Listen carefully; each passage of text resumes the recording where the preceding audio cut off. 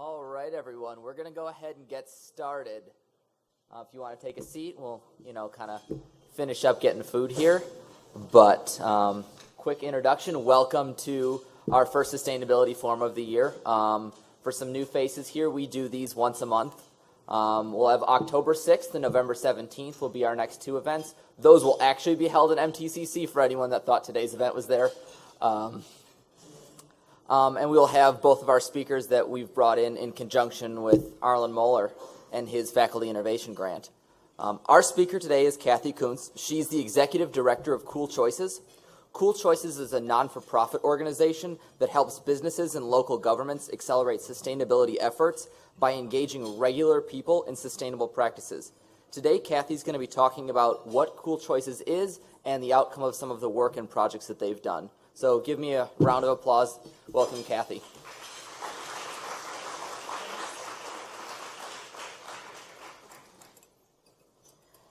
Okay, let's put the water down somewhere where I don't spill it.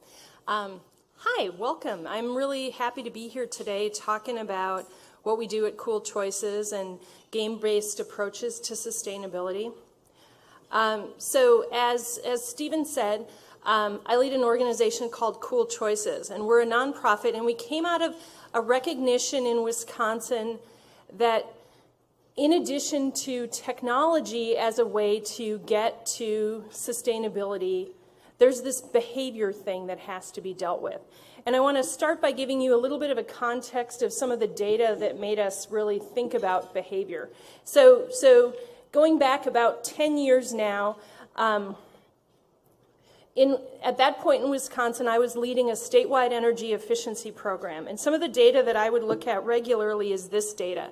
This is our Wisconsin State Energy Office puts out this data annually of the average electric usage of various household appliances. And overall, the graph here is really good news. You see this great kind of downward trend. The best news here is this line that starts up here that's the refrigerator. So in 1972, the average new refrigerator that someone bought used 1,700 kilowatt hours a year. So the refrigerator in the house where I was a little kid was probably using 1,700 kilowatt hours a year. By 2011, we were looking at refrigerators that on average were using 500 kilowatt hours a year. And that's on average. Some of them were using 300. So there's this dramatic increase in the efficiency of appliances that for someone like me who was leading efficiency programs, this data made my heart sing. Everything is headed in the right direction. And the very next page from the State Energy Office is this page. Wisconsin residential consumption per household. And you notice the data of the direction of the data here is pretty much opposite the last data. So even though the individual appliances in Wisconsin homes were more efficient than ever before, houses were using a lot more electricity. And if you think about this, it makes sense. For those of you who were around in 1972, some of us were, a house in 1972 in the U.S. had, in terms of things drawing electricity regularly, probably a black and white TV that was maybe 22 inches, a couple of clock radios, and an electric dryer you used when it wasn't nice enough to hang your clothes outside. There are people nodding their heads. That's kind of it, as opposed to all the things that are plugged in our homes today. So there's a way that technology helps us, but there's a human behavior of bringing a whole lot of other things in. Give you another example from this time frame. So this is the first line here is the average miles per gallon that cars on the road in Wisconsin got in this time frame. So again, from about 1970 to 2008. So cars are increasingly fuel efficient. At the same time, the average miles driven goes up. Sometimes we call this the rebound effect, that essentially as things get more efficient, people use them more. And so there's this behavior piece. And so in Wisconsin, in the 2007-2008 timeframe, there was a task force thinking about how does Wisconsin lead on climate change mitigation? What does it take in terms of, they started out asking the question, what technology is going to get us to reduce our emissions? And they started looking at data like this, and one of their conclusions was, it's not just about technology, we're actually going to have to deal with people. Behavior matters. And so that group created Cool Choices. And I came into Cool Choices because by then I was obsessed with the behavior part of this, that I was really like, okay, there's this thing that we have to figure out. And I started having conversations with the initial board about, so what are we going to do to affect these graphs? How are we going to change behavior? And a couple of those initial board members said to me, well, you know, it's really all about information, so maybe you should think about a billboard campaign. And my reaction was a polite version of, yeah, no, that's not. There's a way that we tend to presume that the problem is information. That if people are wasting energy, if people are wasting water, they're not recycling, the problem is information. They must not know. We do a ton of things to give people information. If you think about this, you have nutrition labels, you have energy guide labels, there's all kinds of things we do because we presume that if we just give people the right information, they're going to act appropriately. If we put a label on the banana that says that it has lower calories than the Oreos, people are going to suddenly eat the bananas. They just didn't know that the Oreos had more calories. There was a big information gap there. And to this, my response is always this photo. I look at this photo probably almost every day to remind myself that very well-intentioned humans who know that exercise is good for them take the escalator to the gym. We are many things, rational is rarely one of them. Okay, we're human beings and there's lots going on in our heads all the time. We just don't make perfectly rational decisions. So the idea that information will solve this just isn't the case. We started out really looking at behavior change literature, and it's fun that my connection here today is Arlen Moeller, because he started out looking at kind of how health initiatives work around influencing behavior. That's the literature we started out reading. How did public health make this happen? How did public health advocates execute a reduction in smoking? And the formula you see there to get to change is one that I think you can boil down to fun, social, and easy. You can get people to adopt another behavior if you can make it fun, social, and easy. Fun, meaning more pleasant than the alternative. Fun doesn't have to be like the most fun you ever had, but it can't be horrible. Okay? Pleasant. Social, meaning that people you know and care about are doing this too or think it's important that you're doing it. And easy, that there aren't huge barriers to your doing this. So really thinking about, okay, we need to make it fun, social, and easy to be sustainable. It sounds really easy when someone says that to you, fun, social, and easy. But then we started digging in. Problem number one, the kinds of things we're talking about, setting back your thermostat, insulating your attic, installing different light bulbs. Which of those screams fun to you? It's kind of a tricky sell. So we really had to think about, well, how are we going to make that fun? And there's some really interesting examples out there. Some of the best work in this arena is actually sponsored by Volkswagen, of all people. So Volkswagen, this is a really long video, so I didn't include it here, but they did an experiment in Sweden in a metro stop where they installed piano steps to get people to use the stairs instead of the escalator. Saw like a 2/3 change in who used the escalator versus the stairs, because now when you go up the stairs, they make music. Now taking the stairs is fun. There's a second example here, and I'll do this one about surprising people. Let's see if I can. Okay. I'm gonna so essentially if you throw your trash in the bin, it makes a sound like it's dropping to the center of the earth. You know, it goes, whoo, poof. And so people want to throw their trash away because it sounds cool. You're surprising them. You're making things that are normally mundane fun.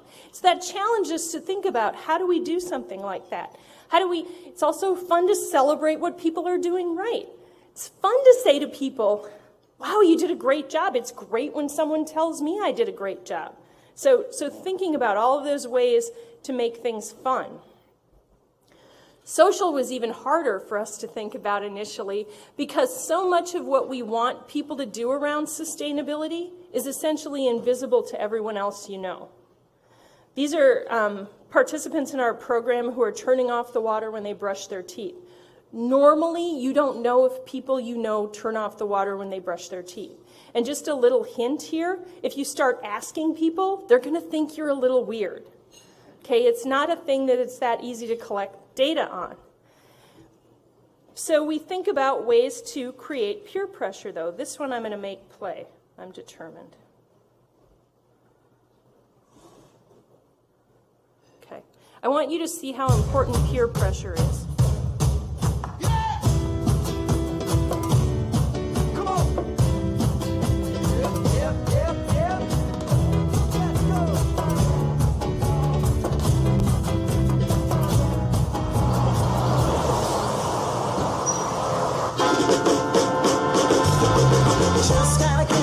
Try everything I know. There ain't no satisfaction, baby. Let's start till you're thinking for you. Don't worry, just get in line. No shade from the crowd. I'm shade, baby. I'm your compass, gonna show you where to go and how. There ain't no sense in you to be to deny it. You were born to get along. And if you don't know what to do, just follow for me, baby. I'm gonna guide you through. Gonna get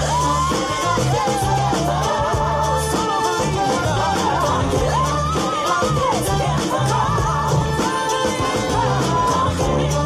Gonna get together.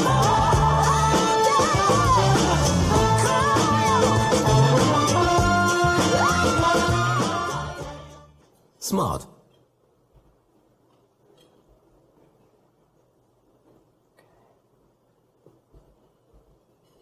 Okay, so essentially, there we go. So my point in showing you that is how powerful peer pressure is. The people can do pretty ridiculous things, and other folks will follow them because it seems like the thing people are doing. So there's a really powerful thing there. And so for us, the big challenge was the habits we cared about people making were very often in the privacy of their own home. How are we going to get those to have peer pressure without inviting hordes of people into your house to watch you brush your teeth? And really our solution was about visibility. How do we get people to share photos of things they're doing so that other people know, so that we can create some peer pressure there? The last piece of this is easy. Make it easy to be sustainable. And for those of you who are involved in this in any direction, and lots of you are, you know there's all kinds of complicated things here. And we could spend hours talking about the carbon footprint of wine from the Napa Valley or Australia, depending on where we are in the US and what's the best. And it's just overwhelming. And so how do you make this topic easy for people? And our solution is to give people really concrete, simple steps. Do this. You can earn points if you do this. So trying to keep it very simple and not involving them in the gigatons of carbon behind what they're doing or any of that unless they want to dig deeper. But trying to keep it really simple for folks who don't want to be in that. And again, leveraging photos. Because if I can show you a photo of someone you know doing the thing I want you to do, it seems simpler. If Roger can do it, I can do it. I'm way more competent than him. leveraging that piece. And also making it really easy. One of the things we figured out we had to do was make it easy for people to brag about what they were doing. Give them opportunities to show off what they were doing to their group was another way to make it easy. So ultimately, we kind of came to this, okay, the ideal change strategy. To give people a clear path to follow. That's the easy piece. It has to be clear what you want to do. You need proof that other people are making changes like you are. So that's social piece. You need feedback about how you're doing. And you need evidence that it all adds up, so you're motivated. And it's important for me to say here today, because there's lots of young people in the room, that all of these, it was really clear to me this was the change strategy. I hired a colleague who was quite a bit younger than me, and Raj kept saying to me, you know, Kathy, that's a game. And probably the first 6 times he said that, I said some variation of, Raj, this is a very serious issue. It is not a game. And, you know, I was starting to go, why did I hire this guy? He keeps saying it's a game. And then he made me meet with game people, and it was transformative. They were brilliant, and they're all right. This is the description of a game. Games are super powerful. So we developed a program that's based in a game. In our game, people join teams, and they get points for their sustainable practices. They earn points. It's a transparent system, so everybody can see what everybody else is doing. And it facilitates all kinds of conversations about that. It's a game. I was totally wrong. A game is the most powerful way to do this. So a couple of really important things happen relative to the kind of the seriousness of sustainability by using a game. The first, climate change can seem like a really distant issue that it's hard for people to think they need to act on. But when you frame it as a friendly competition, that this is your chance to beat the people in accounting who you've always secretly wanted to beat, or to beat the dean's office, or to beat someone, that's really compelling, and it's immediate, and people will act. Very often, people are immobilized by the sense that their actions don't matter. I'm just one person, these are really big issues, what I do just won't make any difference. In a game, we can show them how their actions add up. We can show them the cumulative effect of things. So we can give people a sense of group efficacy, that what I do does matter because I'm part of this bigger collective, and together we're saving millions of gallons of water or millions of kilowatt hours of electricity. The final challenge we overcome pretty effectively here is the sense that it's not me, it's you that's the problem. So the data on the right is from a Joyce Foundation study, a national study where they asked Americans how your household usage compares to your neighbors. And what you see is a whopping 9% of us think we use more energy than our neighbors. Everyone else is average or perfect. Which is just excellent. Clearly there's no challenge in the United States because we all think someone else is the problem. And what we're able to do through the game is constantly put in front of people images of their colleagues doing things that are sustainable. What participants often say is, you know, I started out sure that I was the greenest person here, but then I started to see all the things other people are doing, and I realized I needed to kind of kick it up a gear if I was going to be the greenest person here, and that just delights me that people feel that urge to do more, to make a bigger effort. So ultimately what we're doing is we're aiming to make sustainability cool. It's a thing people are talking about, it's a thing people are energized about. And I want to talk some about some kind of results things and then open it up to questions about this. To give you a sense, so we've used our program in a variety of places. We mostly work with private industry. We're doing some community-based work. Our typical client is a company with strong corporate sustainability goals that's run into a barrier of human behavior. So to achieve the deep savings they want to achieve, they need to get everybody on board one way or another. kind of thing, is typically where these folks are at. Across these organizations, our average participation rate is 27%. And there's a big range around that average. So we've been in some manufacturing settings where we've been as high as 50% of people participating. In some office law firm kinds of places, we've been in the 70% range. Healthcare, local units of government are at the other end, the really challenging places to be. There it might be 5%. Typically, we can do as well or better than a wellness program in these organizations. Because if you think about how I described the program, it kind of works like a corporate wellness program. People sign up and there are incentives for doing things as part of this thing you're doing with your colleagues. So that's about the participation rate. I'm going to give you a little bit of a sense of exactly how the platform works so that when I talk about results, you'll have some context. So folks are going to an online thing. It's mobile optimized so they can play on their phones, they can play on their computers, and they're looking at very specific sustainable practices that they can claim points for. And the way this works is, so there's one of my favorite actions, because this is one people are often like, what? Is calibrate your flat panel TV. Essentially, change the energy settings so it's suitable for your house, not Best Buy, which is what it comes from the factory oriented to do. When a player hits that card, it turns over, and there's a fun fact and a couple of links. A portion of our players want more information. Why is Cool Choices telling me to calibrate this, or how does calibration work? They can hit those links to go and get deeper information. Another portion just wants to know what to do and get their points. They hit the play button. There's a third screen that asks them, did you do this before the game started or as part of the game? So we're able to capture what's incremental and what's kind of existing behaviors. And there's no penalty there. Notice it says, it doesn't matter how you answer this question, you're going to get your points either way. One of the things we learned over time is anything else that it said there would prompt people to lie.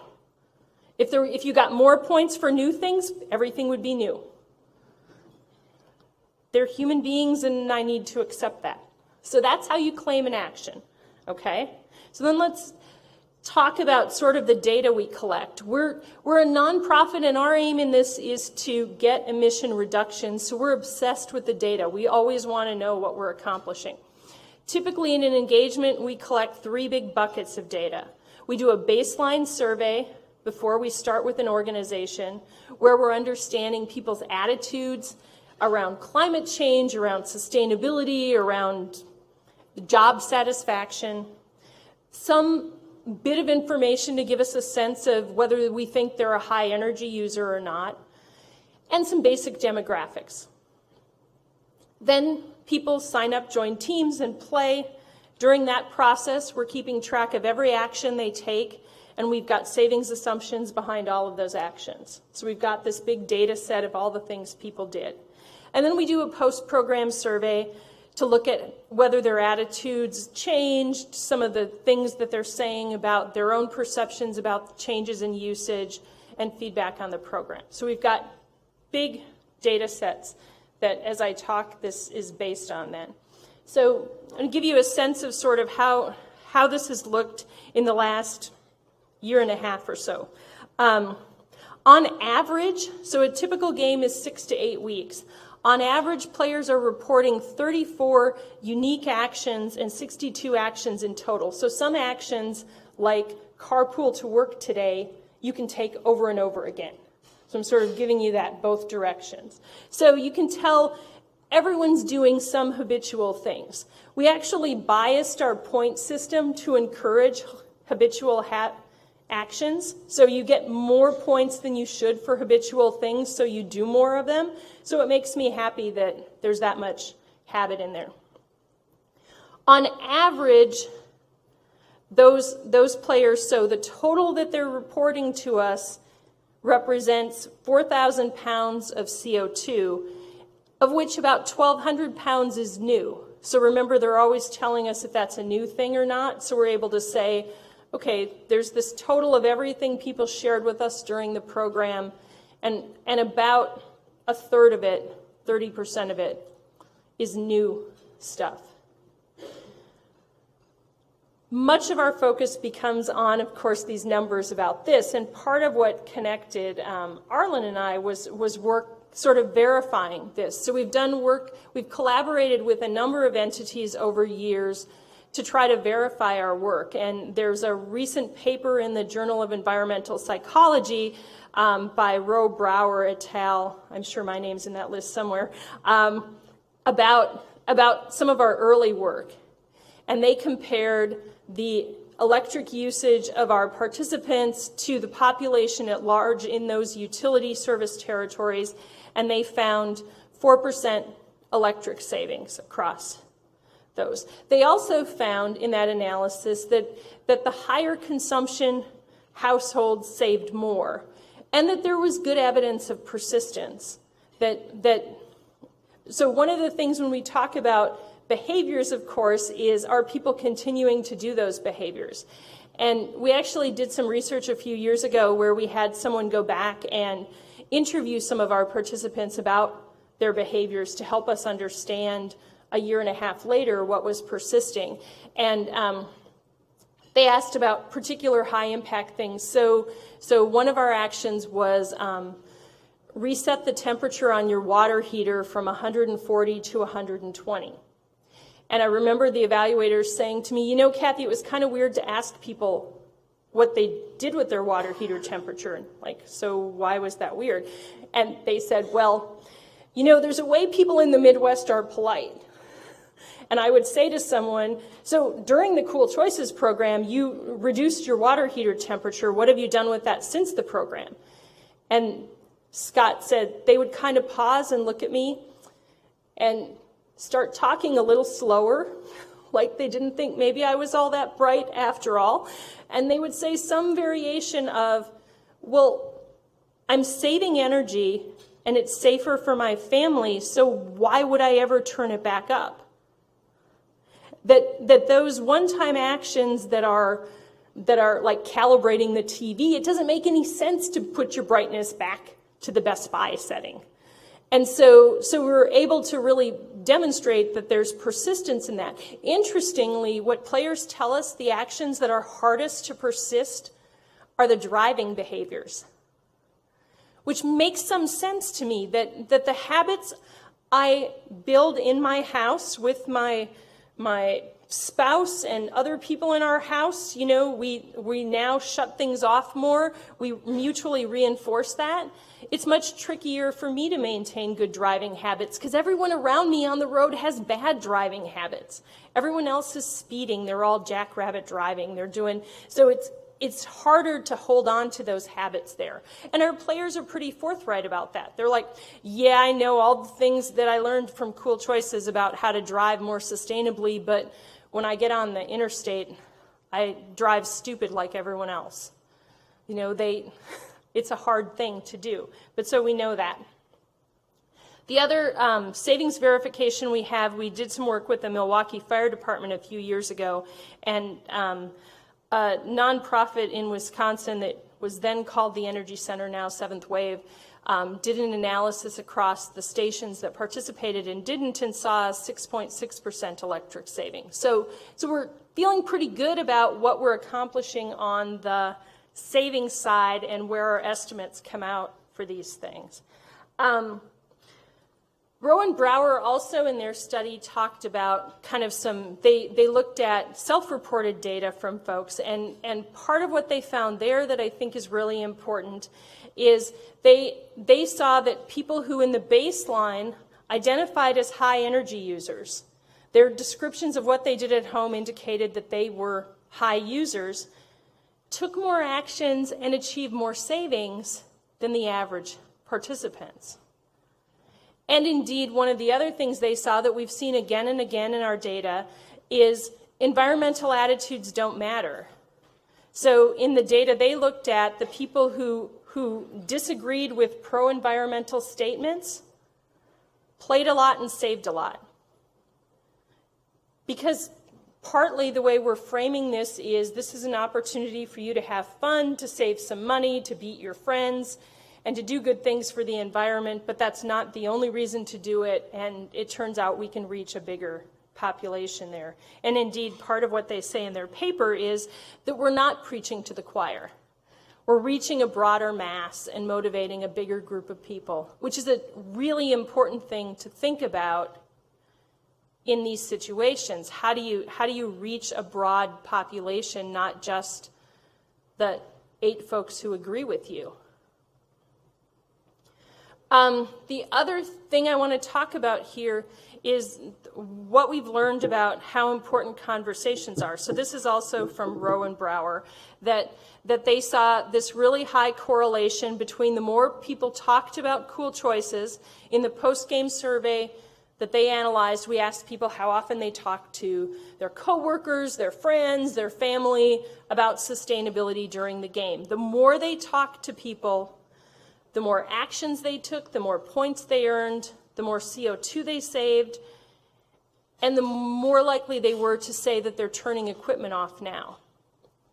And we think that this is a really important thing that we're kind of still sort of digging into as we go forward. Part of our theory here is about coaching.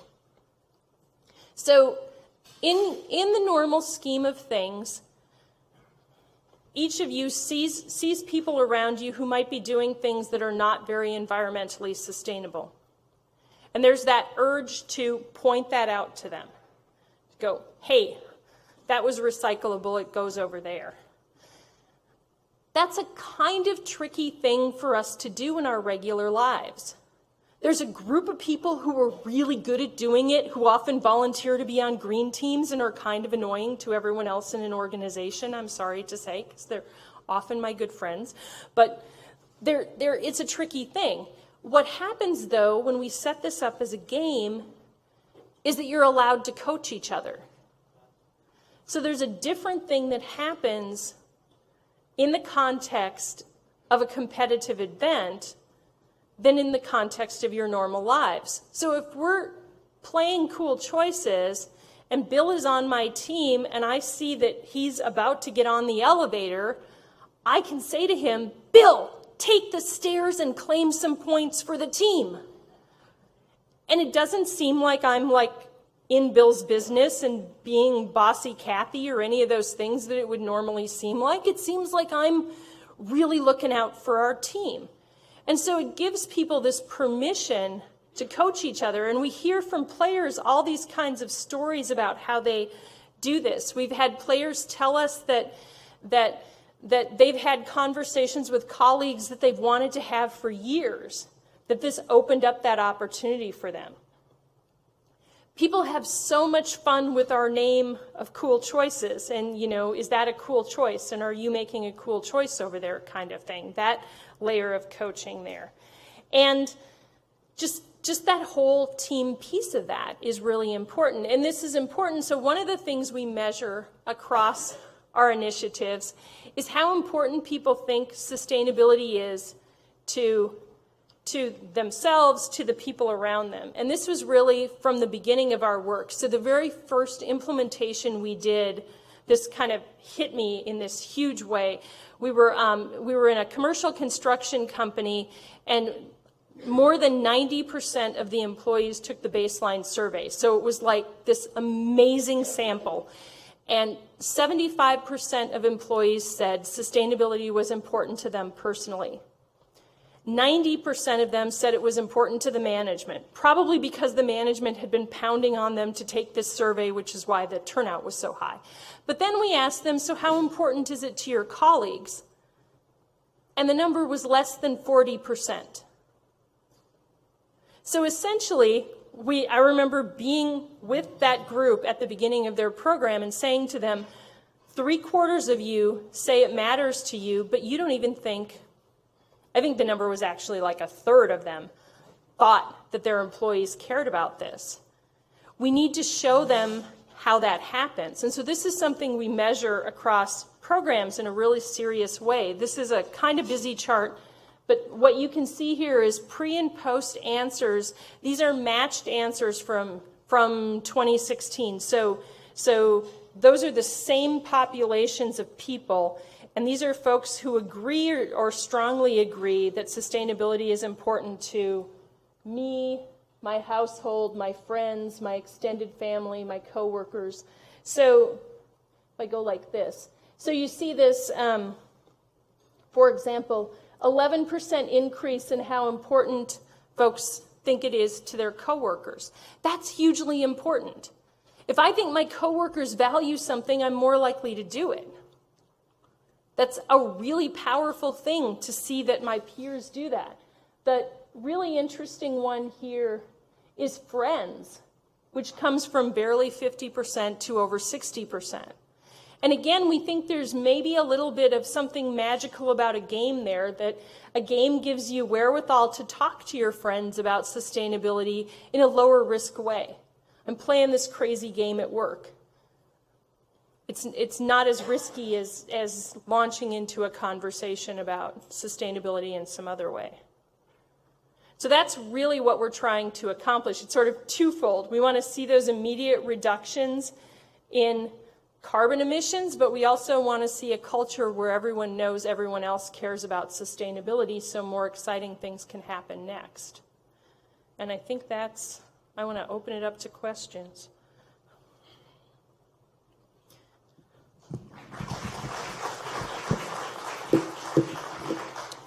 All right, so you can send in questions digitally based on the table tents that are at most of the tables, or just raise your hand. I'll walk around you with a mic if anyone's got any.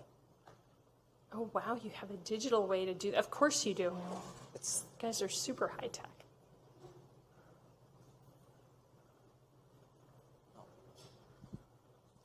You mentioned the 27% participation rate. Mm-hmm. Have you done any studies to look at how much maybe spillover effect there was beyond that 27% to the people that were around them? It's a great question. So sometimes we have the ability to do the post-game survey across the entire employee base versus just the participants. And there's usually a chunk of people who take it who say, well, I was making cool choices too. I just had this really important project and couldn't play the game, but I did these things and I installed this while the game. So there definitely is spillover there. We don't have a clear number for it, but it's spilling over enough that people feel compelled to tell us that, hey, I'm actually cool too, I just didn't sign up and play.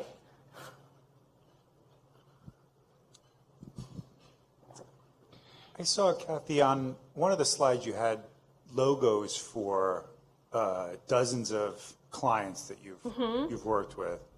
Do you have any insights into the kinds of organizations that have been either more receptive or more resistant to the program, or sort of insights in terms of the kinds of organizations? I'm curious. Yeah, they're so maybe say a couple of things. So part of what you'll see up here is a number of manufacturers, which honestly surprised us a little bit.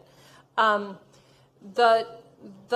think in terms of entities really open to this, though, some of the companies that are most motivated are ones that have really aggressive goals and don't know how they're going to meet those goals forward, that there's sort of a necessity thing. And my best example of that is West Liberty Foods. So West Liberty Foods is an Iowa-based turkey processor.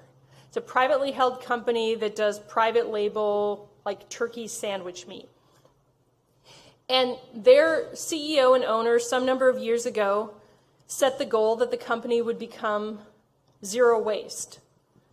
And his team has done a magnificent job of figuring out how to execute that, down to the fact that they actually have a vendor who takes the rubber boots after they're worn out by their employees and shreds them and makes them into mats.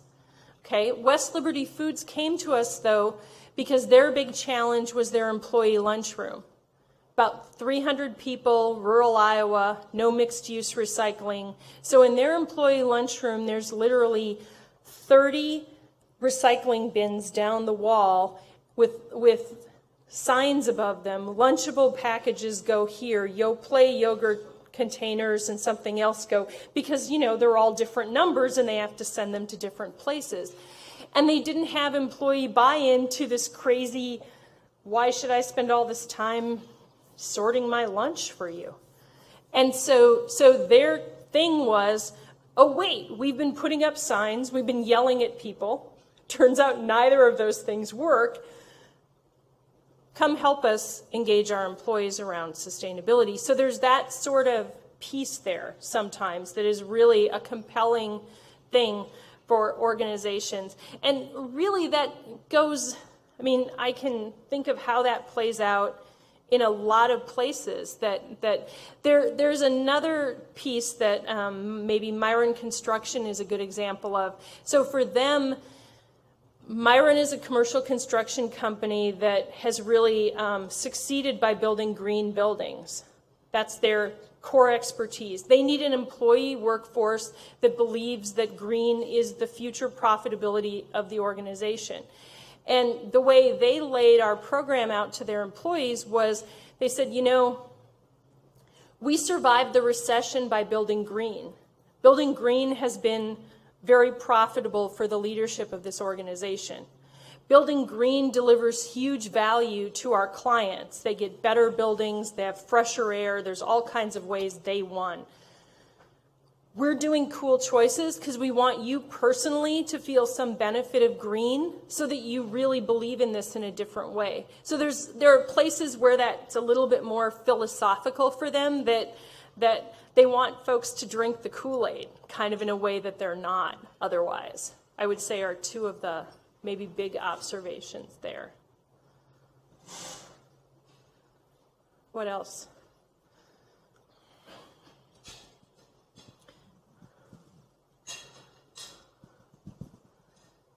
But I'd like to build upon that question and make it more specific to college campuses, which is a very unique but common, at the same time, demographic population, students, faculty, staff. And the behavioral aspects, how are they different from other, like a corporate office or a residential household? Yeah, it's a terrific question. We were talking about this a little bit earlier. You won't see up there a college or university campus, so we haven't implemented a wholesale program at a campus. I think the close analogy for us is healthcare. I think there's a particular, campuses, we've had lots of conversations with campuses in Wisconsin. There are a number of unique challenges. You've got a transient student population. You've got faculty who don't interact with each other a ton in their work lives. You know, people are kind of in their space, doing their research, as compared to, say, a law firm or a commercial construction place where people are on project teams and interacting 8 and 9 times an hour sometimes. All of that makes it a trickier place. And I think there's some similarities to healthcare in terms of it's also, universities are less hierarchical than a typical company. So when we go into a manufacturing firm and the plant manager or the CEO says, we're going to do this, everybody's on board and it's really simple. When we go into a hospital and some lead says we're going to do this, there's probably 1,000 barriers we're still going to hit before we implement, because hierarchy doesn't work the same way in those organizations. There's multiple centers of power, and I think universities have a similar kind of challenge to think across. At the same time, you are uniquely positioned because you have this cohort of young people who want a different future around these things. You know, there's a ton of studies now about how 82% of millennials want to work in a company where they can contribute to the company's social and corporate sustainability. MBA students talking about how they won't take a job with a company that has a poor track record on environmental sustainability.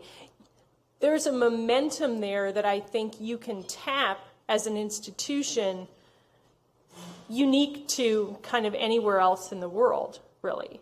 It's just thinking about how you do that with the challenge that you've got a population that's only with you for a certain amount of time and then they move on. But they're your alumni forever.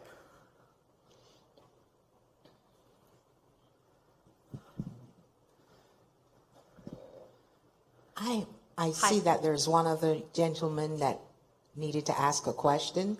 So do you want to talk to him first? Okay.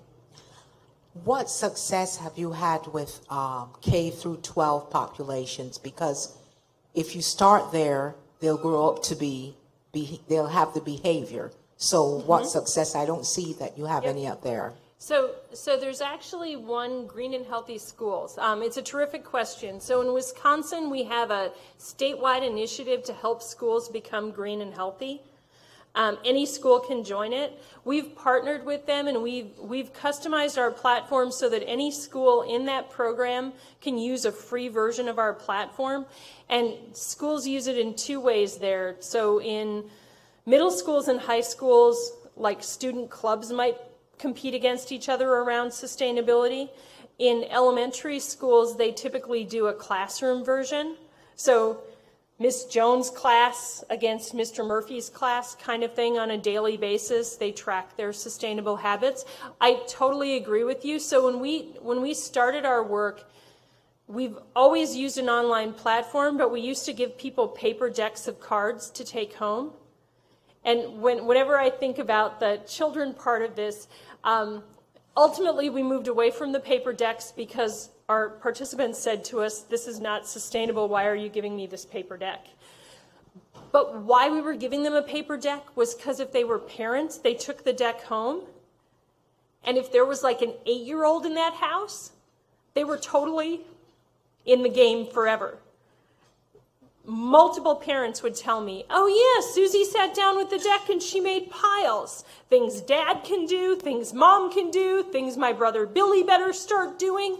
And she every day was on, what are our cool choices? How are we going to do this? I have parents tell me that their kids, think about a woman who said, they were late from soccer practice, and she said, we're going to McDonald's, kids, that's all we can do. And as she said, as I pulled into the McDonald's parking lot, there was a voice from the back seat saying, well, you can't use the drive-through. And she said, what do you mean? She said, Mom, that's idling and we don't idle. This woman said to me, apparently we don't idle anymore. And I said, apparently you don't. It's a cool choice. Good for you. Kind of thing. But that's that power of, we do a lot now to encourage parents to show their kids the app and to get them involved. Really, sometimes I'm sad about the paper cards because that got those kids really jazzed about that. And certainly the school version does that to some extent, but kids are good at games. They get it. It's really simple to them.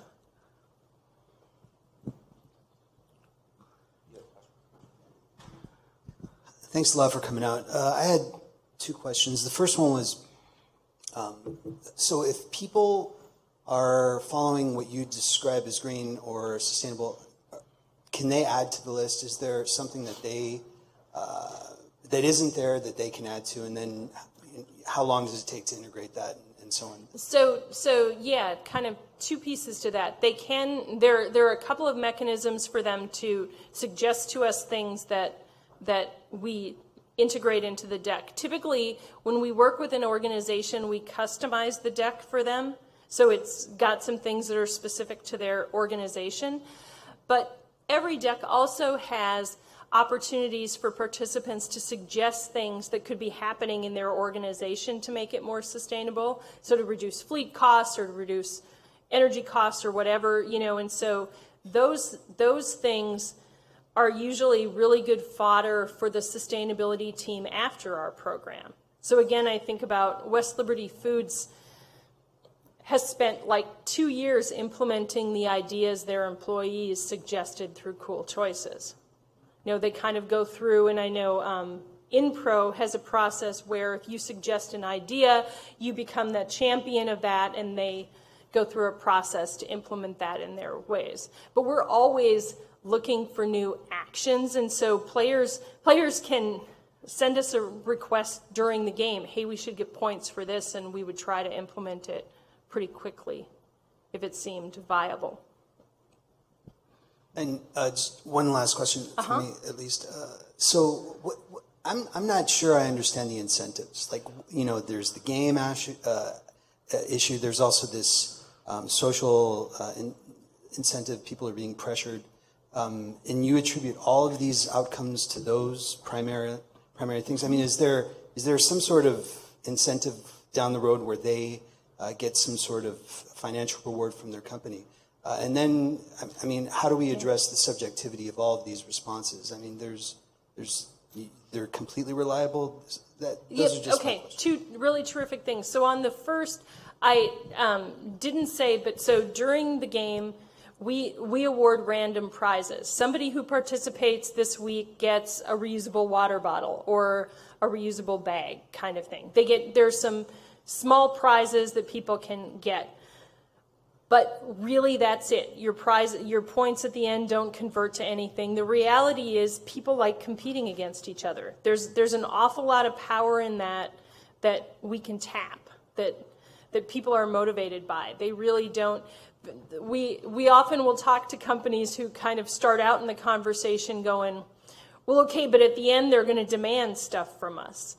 And I'm like, no, really, they're not. They're going to feel really good about what they did, and they're going to be proud that they got more points than accounting, and that's going to make them happy. And, you know, I'm always really excited when we're in, say, a manufacturing place, and I'm working with engineers who at the end come back and go, you're right, people are weird. They really are happy with that. I don't know. So there's that piece. On your other question is an excellent one. So there's this whole question of we're having people self-report what they're doing. What's the cheating factor in that? So we do a couple of things. The system is completely transparent, which means everyone in an organization that's playing can see what everyone else is doing. In a workplace, that really mitigates out-and-out cheating. Because if you think about it, it's kind of weird to lie about turning off the water when you brush your teeth to beat your boss, kind of. You know, now, it sort of ties to the question about K-12. What we've learned is in games in high schools, if teachers are not really monitoring the system, cheating will happen in flagrant ways. Because if you think about the culture of high school-aged children, if there's a question you can get points for that's like, who's in charge of the sustainability plan in our school, and Bob puts Mr. Potato Head and doesn't get busted, everybody's going to put Mr. Potato Head. Because there's like a different social norm there about those things. So we have reason to, and you know, our verification processes tell us that it's pretty unlikely that people will outright lie. What we know from, there's a whole behavioral economics literature on dishonesty. Dan Averly has this great book on cheating, and he and I actually chatted about this issue tied to our program. People don't outright lie, we all exaggerate. So for example, we have an action that you get points if you drive the speed limit. Players will tell us, well, I only sped half as much as usual, so I deserve those points. So our assumptions about the savings take that into account. People are going to exaggerate. They're going to say they did. So we're actually implementing a game right now with the government of Singapore. And they had an action in their game about picking up 3 pieces of litter. And I had this conversation with them, and I was like, Americans would take credit for that if they picked up 1. What do you want us to assume? And they were like, yeah, you're probably right. That's probably what our players are going to do too. They're going to pick up 1 and take credit because after all, they bent over and picked up something that should count, kind of thing. So it's that layer of exaggeration that we try to take into account. That's where most of the cheating happens. It's much more rare that somebody outright lies because I could get caught. So one of the things that helps us in human behavior here is we all think other people are paying a lot more attention to us than they are. So I'll worry that I saw Betty at the grocery store and she probably noticed I didn't have my reusable bags in my shopping cart. And if I claim points for that, she's going to know I cheated, even though I had them every other week. Whereas Betty probably doesn't even remember she saw me in the grocery store. But that, it keeps people honest to worry that, and we do, the system, players, we know that players actually check what other players are doing in the system. In law firms, players actually go after each other if they think someone exaggerated too much, but mostly other places they just check.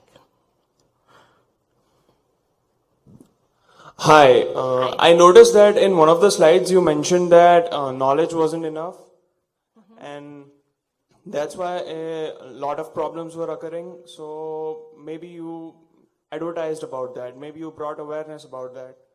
What other techniques would you suggest that could bring change or have worked, So I really think it ultimately boils down to the social is probably the most important piece of this. So it's less that someone who leaves the lights on doesn't know that leaving the lights on uses electricity. What they need to know is that the people around them all turn the lights off or think that the lights should be turned off. So this morning, Stephen and Dion shared this amazing story from ITT with me that I just am compelled to tell at this moment tied to this. And it's about food waste in the cafeteria, where they led an initiative to get students to scrape their plates. And now there are students telling other students to scrape their plates. That's the most powerful way to make change happen. And it's not because the student's giving them a lot of knowledge. The student is saying, we scrape our plates here, you have to scrape your plate. We're all, in a sense, members of tribes. And when people in my tribe tell me this is how we behave, that's a really powerful thing. I want to be part of the group. I'm willing to wear a pink hat at the gas station if you tell me this is what we all do.